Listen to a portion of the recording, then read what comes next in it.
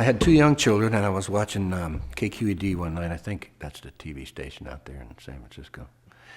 And this was the beginning of concerned scientists or something or other. They had left the nuclear industry. They're still around, and they're always saying, always trying to get us the real data because we, as consumers, we get a lot of bull thrown at us by. And they were on being interviewed, and we're talking about the half-life of plutonium and how it's stored and how it's, 15,000 years or 12,000 if it's this kind. And I'm thinking, wow, we're just piling this stuff up, and this is not a good idea. Nuclear power? And what do we do with the waste? There's no way to deal with it. We leave it for our, you leave it for 12,000 years, your great. What a gift! What a concept! No! So I called up my friend who used to do, Tom Campbell, and he used to do save the redwood benefits. And I think Jackson Brown and I had played one or two of those together, and then Tom had moved off into the country, as a lot of us were doing in those days. And he was down in Arizona. And I said, we got to do something about this. This is crazy. So he came out of retirement. He was the only promoter I knew of who could do a benefit and actually have money come out the other end. And we obviously played a lot of benefits in the 60s. And most of them, the money just disappeared. Right. It didn't... So he was the only one I knew who could make it work. And so he came out of retirement, and we did the first No News show at Cuesta College in, it's not Monterey, it's San Luis Obispo, outside of San Luis Obispo, or in San Luis. They were building a reactor there on a known earthquake fault line.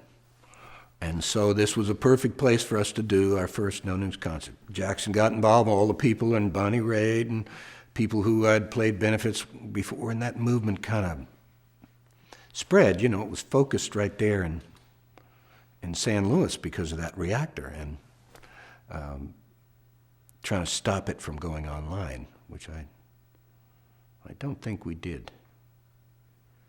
But that movement grew until it was like, a week at Madison Square Garden 3 years later in 1980. We brought the nuclear power industry to a standstill in the United States. So guess what they did? They sold them overseas. And that's where all this nuclear proliferation, and I imagine now that we're going to see another push for nuclear power because we need energy independence, and God forbid we should turn off our lights and, and walk to the store and do things like that. It's always been pretty simple, and somebody finally came out with a car that got 50 miles to the gallon, Toyota. We have one of their hybrids, and, that's not the whole answer, but we ground them to a halt, and Westinghouse started selling their reactors overseas, and our government was foolish enough not to let them, because reactors produce plutonium waste, and if it's high level, you can make a bomb with it. This is how we got nuclear proliferation. So I guess we screwed up.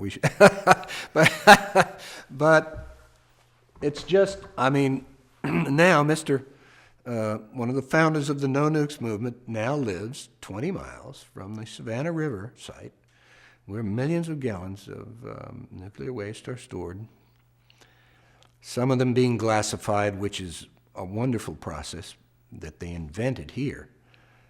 You turn liquid nuclear waste into glass, it can't leak into the groundwater, but it's a very expensive process, always underfunded, of course, by the government. This is where they used to make the tritium triggers for all of our ICBMs, right down the road here.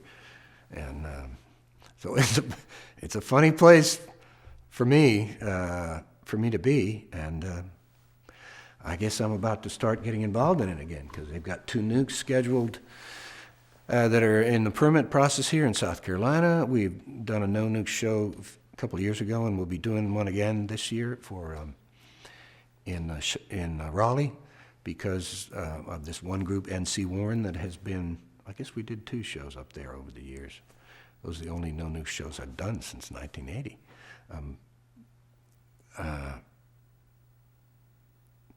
And they're coming on with the coal plants too. And it's, I understand the desire, but there's just, there's such waste. We've got to harness the wind and the sun. There's such incredible waste and pollution from coal plants. Tons of mercury come flying on and go in the water and poison the fish. And, we're just, we're killing ourselves with this.